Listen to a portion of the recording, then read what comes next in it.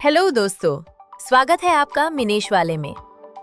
आज के इस प्रेजेंटेशन में हम डिस्कस करेंगे कोल माइंस रेगुलेशंस 2017 का चैप्टर 2।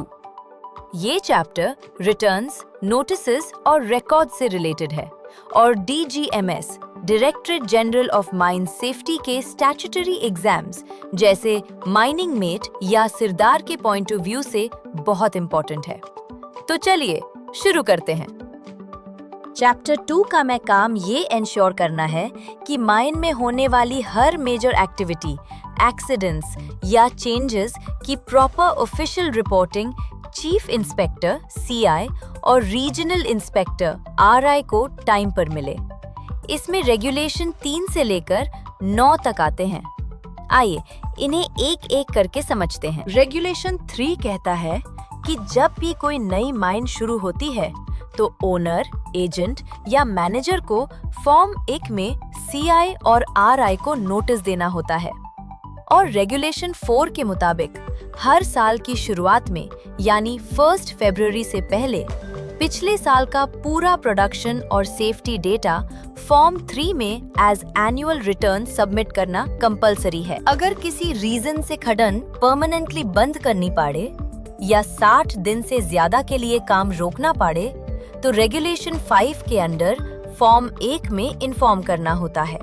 और वहीं अगर कोई बंद मने दोबारा शुरू करनी है तो रेगुलेशन 6 के हिसाब से शुरू करने के कम से कम 30 दिन पहले नोटिस देना पड़ता है। खदान के मैनेजमेंट में कोई भी बड़ा बदलाव बिना रिकॉर्ड के नहीं हो सकता। रेगुलेशन 7 कहता है कि अगर माइन का ओनरशिप ट्रांसफर होता है तो नई एंट्री का नोटिस 7 दिन के अंदर देना होता है। उसी तरह किसी नए एजेंट, मैनेजर या इंजीनियर का अपॉइंटमेंट या टर्मिनेशन होने पर फॉर्म 2 में 7 दिन के अंदर इन्फॉर्म करना जरूरी है। एग्जाम के लिए ये स्लाइड सबसे इम्पोर्टेंट है। रेगुलेशन 8 एक्सीडेंट्स और डेंजरस अकरेंसेस के बारे में है। अगर मायने में कोई फेटल या सीरियस एक्सीडेंट होता है तो मैनेजमेंट को तुरंत फोन या ईमेल के जरिए अथॉरिटी को बताना होता है और 24 घंटे के अंदर फॉर्म 4A में रिटन नोटिस भेजना होता है। एक्सीडेंट साइट को तब तक डिस्टर्ब नहीं किया जा सकता जब तक इंस्पेक्टर आकर चेक ना कर ले। माइनिंग एक टफ प्रोफेशन है और डस्ट या गैसेस की वजह से कुछ ऑक्यूपेशनल डिजीजेस हो सकती हैं, जिन्हें नोटिफाइड डिजीजेस कहते हैं। रेगुलेशन 9 के मुताबिक अगर किसी वर्कर को ऐसी कोई बीमारी डिटेक्ट होती है जैसे न्यूमोकोनियोसिस तो माइन मैनेजमेंट को फॉर्म V भरकर 3 दिन के अंदर अथॉरिटीज को भेजना होता है। तो दोस्तों, ये था CMR 2017 का चैप्टर 2 एक सिंपल समरी में।